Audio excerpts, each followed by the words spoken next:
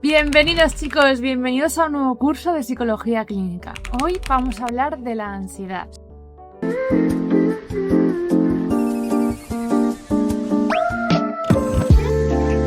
¿Sabíais que desde una perspectiva evolutiva la ansiedad tiene un valor adaptativo? Es decir, optimiza tu atención e incrementa tu energía para el afrontamiento de cuando percibes un posible peligro. Es decir, en nuestros antepasados, cuando no había la protección que tenemos ahora, teníamos que estar constantemente alerta, porque en cualquier momento podría aparecer un tigre y nos quedamos ahí. Así que el estar alerta nos servía para sobrevivir en aquel momento. Por lo tanto, la ansiedad es algo evolutivo, que no tiene por qué ser malo. Y esa ansiedad se llama ansiedad adaptativa. Si al final optimiza tu atención e incrementa tu energía cuando hay un peligro, suena bastante adaptativo. Pero se convierte en un problema cuando la reacción es demasiado intensa y sobre todo prolongada en el tiempo a una situación real de peligro. Es como una alarma de incendios que salta cuando realmente no ha pasado nada. O una alarma de incendios que salta con el humo de una tostadora. Y diréis que esa alarma de incendios va un poco mal, ¿no?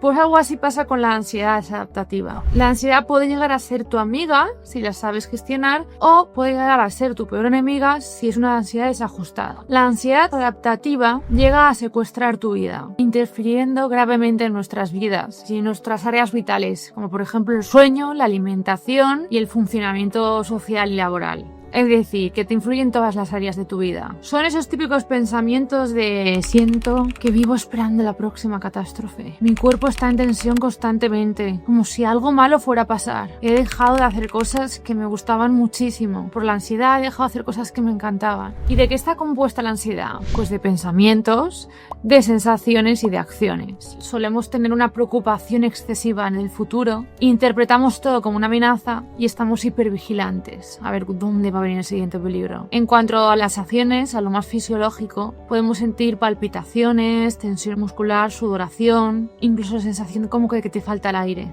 Y en cuanto a nuestras acciones, pues bueno, aquello que le tienes miedo, ¿qué vas a hacer? Evitarlo. La evitación es lo que más abunda en las personas con ansiedad. Por ejemplo, si tienes ansiedad social, evitas conocer a gente nueva. Si eres una persona que rumia y que piensa mucho y quieres tener todo bajo control y el miedo a la incertidumbre no te deja dormir por las noches. Vamos, que ante una emoción desagradable, cualquier persona lo que hace es huir. Es decir, no quiero sentir esto, tengo mucho miedo, pues lo evito.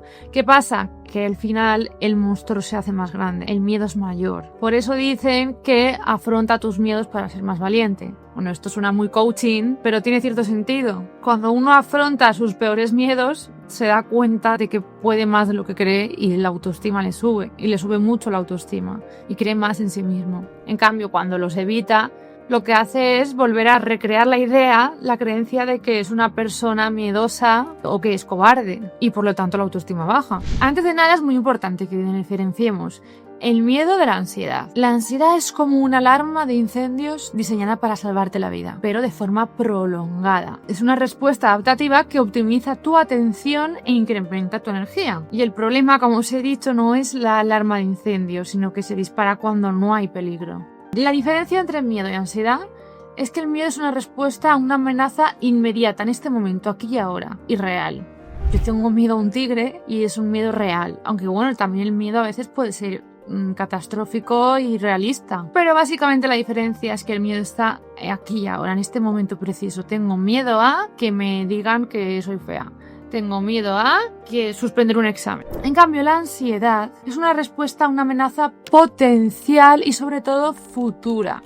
O sea, el miedo es de aquí, en este momento, y la ansiedad es cuando rumias, cuando te obsesionas y cuando empiezas a decir, ¿y si pasa esto? Es como si quisieras controlar el futuro. Es el miedo constante a la incertidumbre. ¿Qué puede pasar? Estás rumiando constantemente. ¿Y si me acerco a esa persona y me rechaza? O si me meto en un autobús, en un ascensor, en un sitio cerrado y me da un infarto. ¿Y si mañana me despide mi jefe porque ve que no trabajo como él quiere? ¿Y si mañana me despide mi jefe porque siento que soy un inepto en el trabajo? ¿Y si mañana me deja mi novio porque no me quiere y en el fondo no valgo nada? En cambio, el miedo es ahora. Tengo miedo a que me deje mi novio. Ahora estoy sintiendo ese miedo. Pero cuando empiezas a pensar en el futuro, eso ya es ansiedad. La ansiedad se puede dar en diferentes trastornos, como por ejemplo en el trastorno de ansiedad generalizada, cuando estás preocupado excesivamente y quieres controlarlo todo, tienes miedo a la incertidumbre, lo que pasará mañana. Son personas que rumian mucho, tienen muchos miedos a diferentes situaciones en su vida. Luego está el trastorno de pánico, que es cuando ahí lo pasas tremendamente mal, un ataque súbito e inesperado de miedo de forma muy intensa y en ese momento sientes que te vas a morir, porque tu cuerpo está completamente activado. Tenemos también la ansiedad social, cuando nos da miedo a ser evaluados o juzgados, y la fobia específica, que es cuando hay un miedo desproporcionado a una situación concreta. La comorbilidad con la depresión, es decir, el que te diagnostiquen un trastorno de ansiedad y un trastorno depresivo, es súper alta. Por ejemplo, en el trastorno de ansiedad generalizada supera el 70%. Al final, la ansiedad crónica te agota y acaba pagando toda tu energía. Una ansiedad muy alargada en el tiempo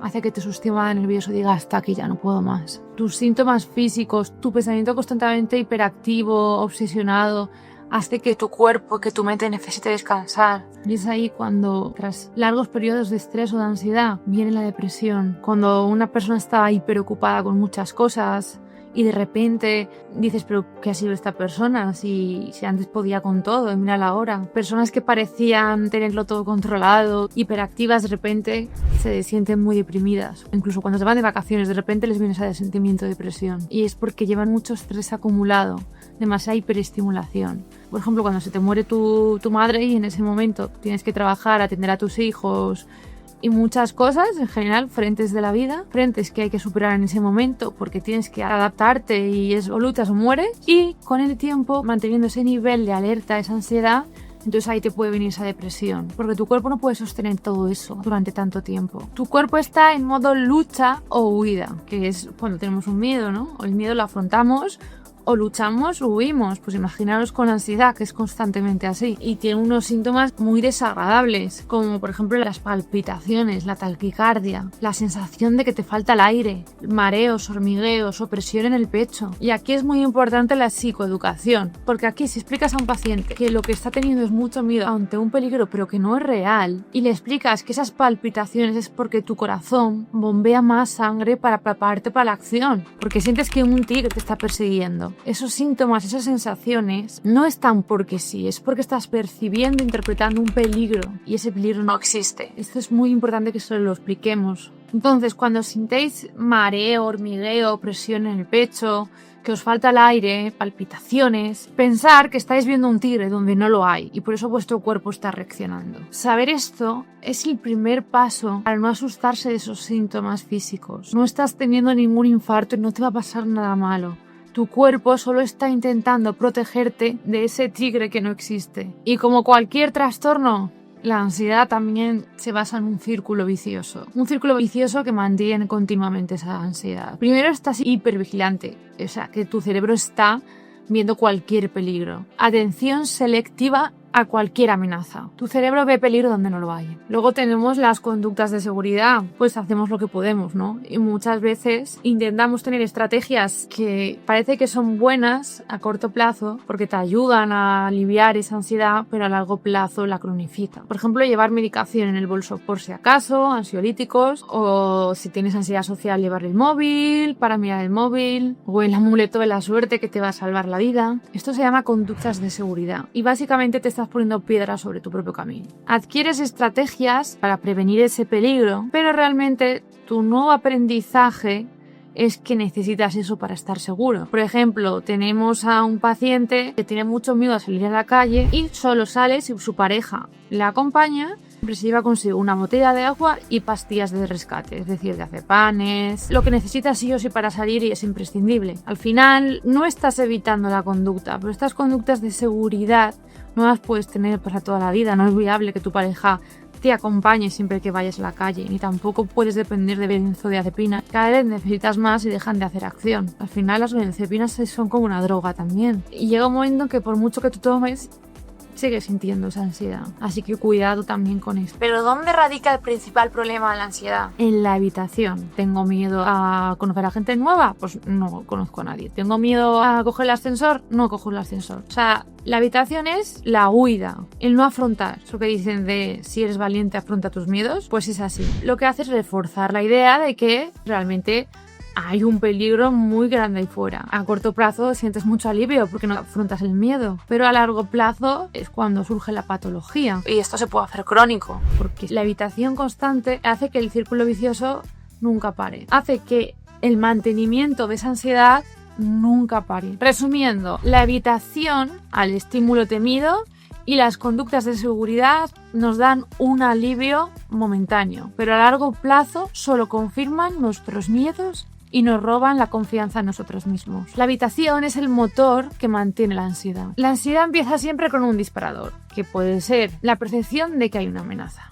Un tigre, por ejemplo, que estamos en peligro. Digamos que tenemos un paciente que le da mucho miedo hablar en reuniones de trabajo y empieza a sentir que su corazón late rápidamente. Esto sería la activación fisiológica, es decir, la ansiedad intensa, que puede ser síntomas físicos, todos los que ya hemos hablado, o síntomas cognitivos, es decir, empiezas a paranoiarte de alguna manera de que va a pasar lo peor. No vas a poder gestionar esos síntomas tan abruptos de que me va a dar algo al corazón o que el corazón no para de palpitarme o todo el mundo se va a reír de ti. Entonces esos pensamientos se retroalimentan y hacen que la ansiedad suba mucho más. Digamos que este paciente se va corriendo al baño de repente, en mitad de la reunión. Esto sería una conducta de seguridad. ¿Por qué? Porque sientes alivio inmediato de ya no, el miedo ya no está, estoy aquí sola, pero vuelves a decirle a tu cerebro que las reuniones son peligrosas y que las tienes que evitar a toda costa. Y además le enseñas que cuando tengas tanto miedo, tienes que escapar sí o sí de esa situación e irte al baño en plena reunión. Entonces, consecuencias a corto plazo, un alivio inmediato de la ansiedad. Qué bien, estoy en el baño, estoy aquí tranquila. ¿Y esto cómo se llama? Refuerzo negativo en psicología. ¿Qué quiere decir esto? Que te estás reforzando a ti de que ya no tienes ese malestar. Entonces vas a volver a repetir esa conducta. Estás reforzando una conducta desadaptativa para ti. Y las consecuencias a largo plazo ya son nefastas, porque se refuerza la creencia de que ese peligro real. Por lo tanto, tienes que huir, tienes que escapar. Y esto, poco a poco, pues va destruyendo la autoconfianza en ti mismo. Y este círculo vicioso, pues cada vez es más fuerte. Ahora vamos con los factores de vulnerabilidad de que una persona tenga más predisposición a la ansiedad. Por una parte, tenemos la vulnerabilidad biológica. Esto es más genética, es algo más heredable, incluso la herencia que puedas tener. Y esto no depende de nosotros. Tienes más predisposición a ser más ansioso o más sensible y otras personas pues no tienen tantas sensibilidades. Luego tenemos la vulnerabilidad psicológica generalizada. Son esas creencias que hemos aprendido desde que éramos niños de ten cuidado, no salgas tarde de noche, cuidado, hay mucha gente mala por ahí, cuidado que la gente no es lo que parece, cuidado con los hombres que solo quieren lo que quieren, cuidado con tus amigas que son muy majas pero luego por detrás están hablando mal de ti. O imagínate tu madre que una vez se quedó encerrada en un ascensor y no para de hablar de que tengas mucho cuidado con los ascensores que te puedes quedar encerrada. Normalmente son experiencias que ha tenido gente cercana a ti que te están inculcando desde pequeñito y te están diciéndote estate alerta a esto y a lo. Padres han tenido traumas, han tenido experiencias muy negativas y quieren advertirte de que a ti eso no te pasa. De alguna manera te están sobreprotegiendo, te quieren cuidar, es una buena intención. Lo que te están haciendo es que veas peligros por todos lados o incluso a veces de tu propia identidad. A lo mejor tus padres con toda la buena intención te dicen no, es que tú eres muy inocente, el mundo es muy cruel, tú vives mucho en tu mundo, eres muy ingenua, así que estate alerta que la gente cuando quiere hace daño, por ejemplo. Vamos, son las creencias aprendidas sobre un mundo impredecible que no se puede controlar. Y no solo eso, sino que al final te acabas creyendo que tienes una personalidad muy débil o muy miedosa y que no vas a poder afrontar lo que viene en este mundo. Es decir, el típico victimismo, la indefensión aprendida, el no puedo con el mundo, es demasiado hostil para mí. Es un poco tu entorno, de una manera no malintencionada, te ha explicado que el mundo es peligroso para ti. Y cuando te haces adulto, pues aún sigues con esas creencias. Por último, tenemos la vulnerabilidad psicológica específica. Son esas experiencias que has tenido en tu vida, las cuales te hacen ver que el mundo es hostil. Una persona puede tener mucho miedo a algo que para ti es una tontería y al revés. Puede ser súper exitosa y valiente en el trabajo, pero has podido tener algún trauma en la infancia donde has sentido abandono o rechazo, sea por bullying, algunos de tus progenitores te abandonaron o alguien fue negligente contigo, y entonces cuando alguien se enfada mucho contigo, tienes mucha ansiedad porque crees que te van a abandonar. Pero eso dice que es específica, depende de cada persona. Por ejemplo, alguien que está muy conectado con sus sensaciones fisiológicas empieza a asociar su sensación corporal de esas palpitaciones del corazón, de esa presión en el pecho, de esa sudoración, y enseguida lo asocia a voy a tener un ataque de pánico. O alguien que ha sufrido un acoso escolar o bullying, pues asocia, porque a lo mejor se está riendo, se está metiendo con él o con ella. Es decir, son asociaciones aprendidas, depende de cada uno de su historia de aprendizaje. Tu cerebro aprende por tus experiencias de vida que hay peligro en diferentes contextos, sea en ir en un autobús porque una vez tuviste un susto, o por ejemplo tener fobia a los perros porque una vez cuando eras pequeña te mordió un perrito. Ahora os voy a hablar de estadísticas, para que si tú estás escuchando